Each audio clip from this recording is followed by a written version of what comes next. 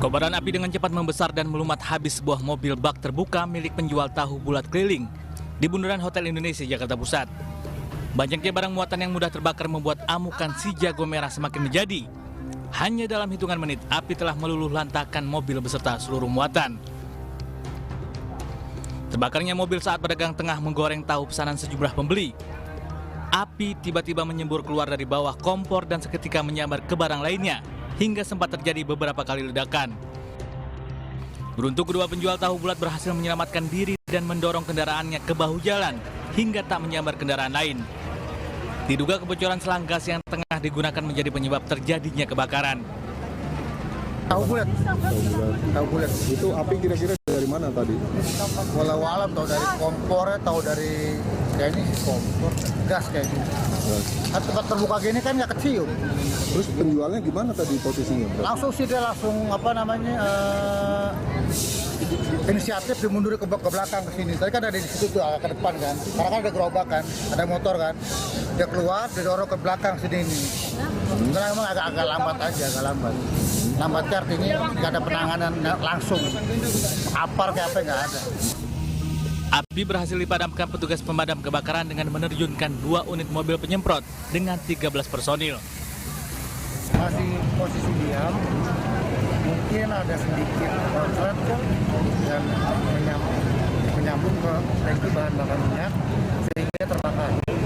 Namun tidak membahayakan karena jauh dari lingkungan sekitarnya. Korban tidak ada. Untuk gerakan unit, 2 unit dan 1 mobil rescue. Meski selamat dari maut, namun salah satu penjual tahu bulat sempat pingsan karena tak sanggup melihat mobil usahanya ludes dilalap si jago merah.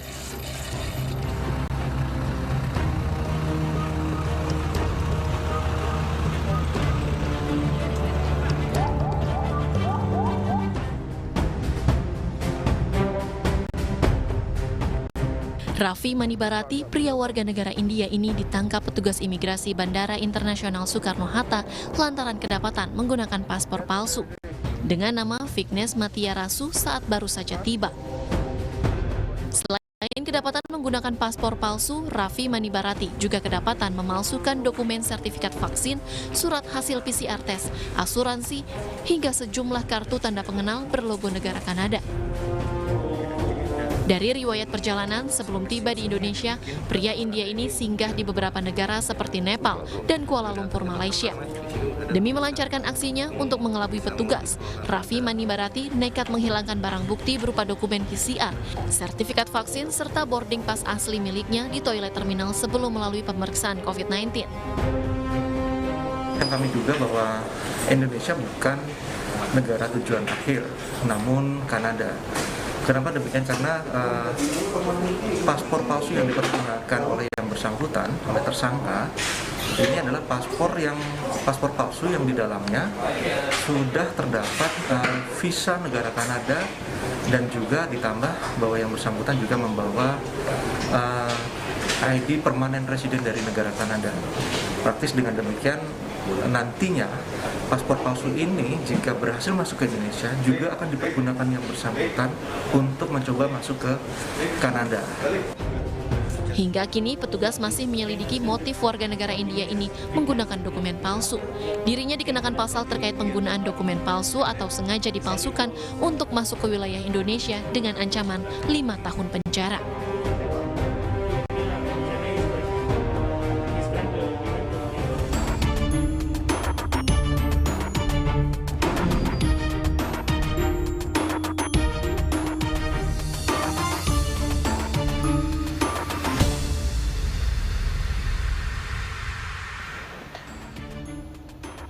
Bermodal cemburu buta, seorang pria di Bogor, Jawa Barat gelap mata membunuh kekasihnya yang dikenalnya melalui dunia maya. Korban yang merupakan seorang asisten rumah tangga sempat dilaporkan hilang oleh majikannya. Tak disangka, saat ditemukan korban hanya tinggal nama. Lalu apakah motif pelaku dengan keji membunuh kekasihnya? Ya pemirsa, selain kasus pembunuhan kekasih ini, mayatnya ditemukan terbungkus kardus. Selama 1 jam ke depan, Realita juga menghadirkan berita-berita kriminal pilihan bersama saya, Pram Senjaya.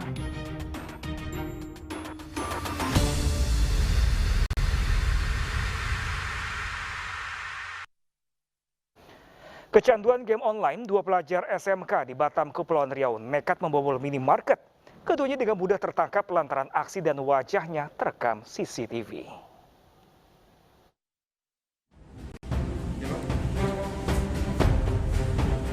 Inilah rekaman CCTV saat dua pelajar membuka laci kasir usai membobol minimarket di kawasan Kafling Sanjulung Kabil, Batam, Kepulauan Riau.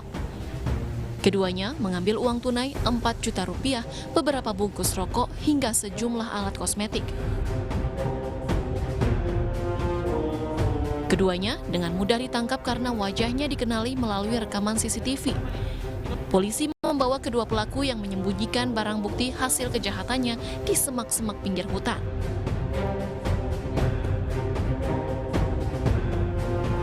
Dari hasil pemeriksaan, kedua pelaku yang bersahabat dan tinggal bertetangga itu mengaku sudah merencanakan pencurian ini.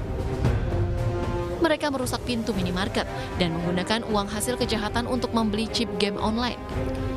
Keduanya juga mengaku ketagihan game online namun tidak memiliki uang.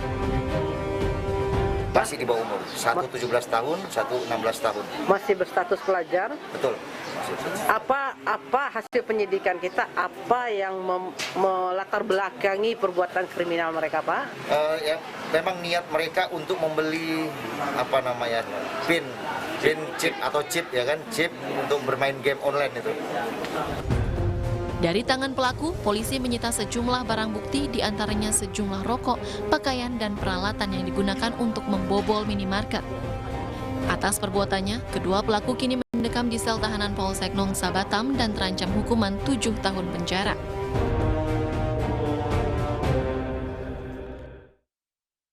Aparat Jatan Ras Polda Sumatera Selatan menemukan belasan senjata tajam yang digunakan sekelompok remaja saat tawuran.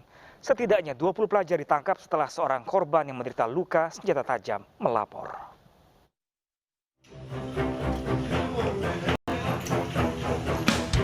Subdit Jatan Ras Polda Sumatera Selatan menemukan belasan senjata tajam di sebuah rumah kontrakan di Jalan Sentosa, Palembang. Penemuan ini berdasarkan informasi salah seorang pelaku yang terlibat aksi tawuran dan menyebabkan seorang luka sabetan senjata tajam. Selain mengamankan barang bukti, polisi juga menangkap teman pelaku lainnya yang berjumlah 19 orang.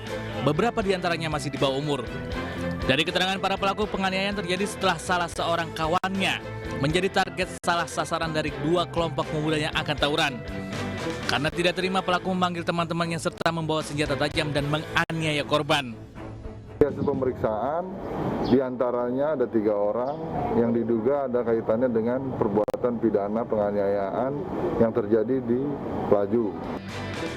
Puluhan pelajar yang diamankan akan dilakukan pembinaan, sedangkan 3 diantaranya yang terlibat penganiayaan dengan senjata tajam dilakukan pemeriksaan dengan dugaan tindak pidana penganiayaan.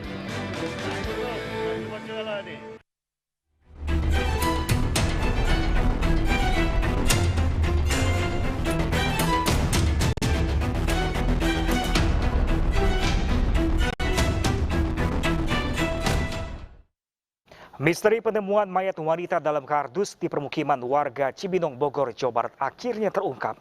Korban dibunuh oleh teman pria yang dikenalnya melalui media sosial. Korban dibunuh usai berhubungan badan lalu dibuang di pinggir jalan.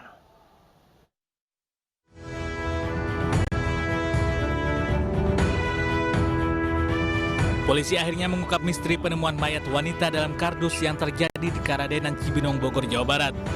Diketahui korban bernama Siti Nur Hikmah, seorang asisten rumah tangga asal Pari, Kota Bogor. Korban dibunuh teman pria yang dikenalnya via media sosial berinisial AS. Kejadian berawal saat pelaku yang cemburu ketika mengetahui korban kerap berkomunikasi dengan pria lain melalui aplikasi percakapan di ponselnya. Pelaku pun mengajak korban untuk bertemu di rumah kontrakannya. Saat bertemu, pelaku ajak korban berhubungan badan lalu membekapnya dengan bantal hingga tewas kehabisan nafas. Bermaksud akan mengubur korban namun khawatir aksinya diketahui pemilik kontrakan. Akhirnya pelaku membungkus korban dengan kardus serta plastik hitam dan membuangnya di pinggir jalan Karadenan Cibinong, Bogor. Atas perbuatannya pelaku dijerat pasal berlapis tentang pembunuhan berencana dengan ancaman maksimal penjara seumur hidup. Hubungan pelaku dengan korban, mereka adalah pacaran, kemudian yang menjadikan motif dari si pelaku melakukan perbuatannya karena pelaku merasa cemburu melihat korban banyak dihubungi oleh temannya, teman si korban yang sebagian besar laki-laki. Sebelumnya warga Kararen dan Cibinong Bogor digegerkan dengan penemuan mayat wanita dalam kardus. Korban dibunuh di tempat lain sebelum akhirnya dibuang di lokasi. Setelah menangkap eksekutor pembunuhan Vicky Firlana yang jasadnya ditemukan di pemakaman umum di wilayah Pesanggeran, Jakarta Selatan, Satreskrim Polres Metro Jakarta Selatan kembali menangkap satu pelaku lain yang terlibat. Pelaku diketahui berperan mencari eksekutor dan turut serta membantu memegangi dan mencekik korban.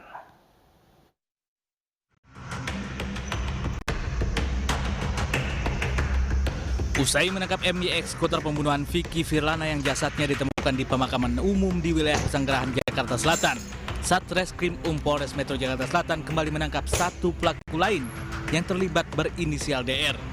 Pelaku DR diketahui berperan sebagai pencari eksekutor pembunuhan dengan imbalan sejumlah uang dari otak pelaku pembunuhan yang kini masih dalam pengejaran petugas.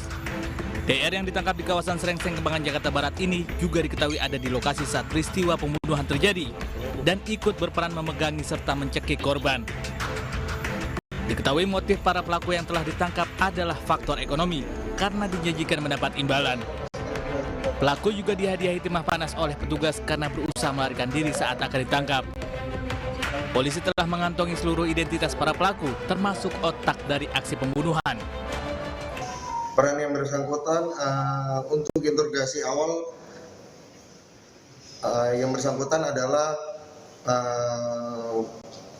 memegangi korban dan mencekik korban, kemudian juga sebagai penghubung terhadap pelaku yang sementara masih dilakukan pengejaran. Sebelumnya warga dan petugas menemukan jasad pria tergeletak di Taman Pemakaman Umum Kober, Pesanggerahan, Jakarta Selatan. Saat ditemukan, terdapat sejumlah luka tusuk pada tubuh korban serta kehilangan seluruh harta bendanya.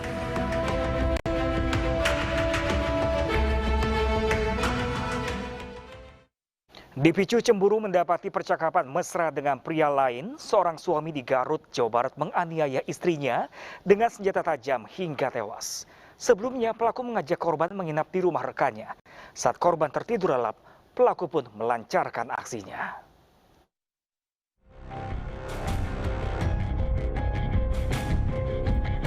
Satreskrim Polres Garut menangkap Hendy, pelaku pembunuh istrinya sendiri, Risnawati, yang terjadi di Kecamatan Mekar Mukti, Kabupaten Garut, Jawa Barat. Dari hasil pemeriksaan dan olah tempat kejadian perkara, polisi menemukan luka aniaya senjata tajam pada leher korban.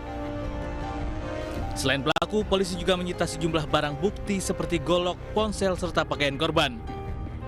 Kejadian tragis ini berawal saat pelaku dan korban bertengkar yang dipicu rasa cemburu pelaku mendapati percakapan mesra antara korban dengan pria lain melalui media sosial. Selang waktu berjalan, pelaku pun mengajak korban untuk menginap di rumah rekannya. Saat tertidur nyenyak, pelaku menganiaya korban dengan senjata tajam hingga tewas. Warga yang curiga dan mengetahui kejadian langsung mendobrak rumah serta menangkap pelaku yang bersembunyi di lokasi.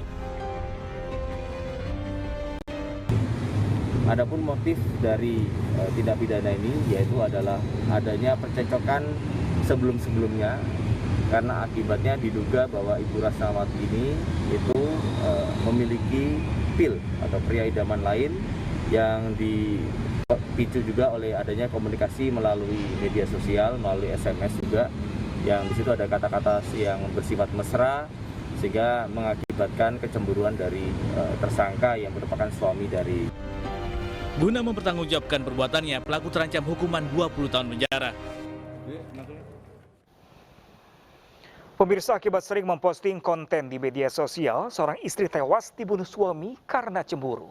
Korban ditemukan dengan luka parah di bagian kepala, sementara suami korban sudah diamankan polisi.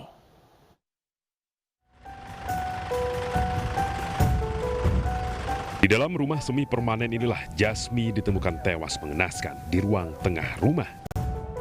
Ibu rumah tangga berusia 46 tahun ini tewas dengan luka parah di bagian kepala. Tewasnya ibu dua anak ini diduga dianiaya suaminya Isa Ansori yang langsung melarikan diri setelah mengetahui korban sudah tidak bernyawa. Motif kekerasan dalam rumah tangga ini diduga rasa cemburu pelaku dengan kebiasaan korban yang sering bermain media sosial. Tewasnya korban ini diketahui anak kandungnya, Pratama, sepulang dari bekerja, yang langsung melaporkan kejadian tersebut kepada tetangganya. Kalau informasi yang kami dapat, si korban ini kan suka membuat konten ya, konten di media sosial, sehingga memancing orang-orang untuk yang netizen untuk komen di media sosialnya, sehingga suami ini ada kecemburuan. Jadi kami melihat sementara motif yang bisa kami lihat ada motif cemburu karena konten media sosial yang dibuat, kemudian mereka cekcok dan akhirnya terjadi pembunuhan. Usai dilakukan olah tempat kejadian perkara atau TKP oleh tim Inafis Polrestabes Surabaya, jasad korban dievakuasi ke kamar jenazah RSUD Dr. Sutomo Surabaya untuk diotopsi.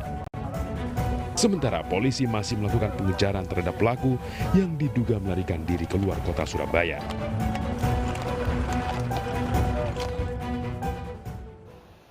Cemburu dan kesal selalu dibantah saat dinasihati seorang suami aniaya istri. Selengkapnya sesaat lagi, tetaplah bersama Realita.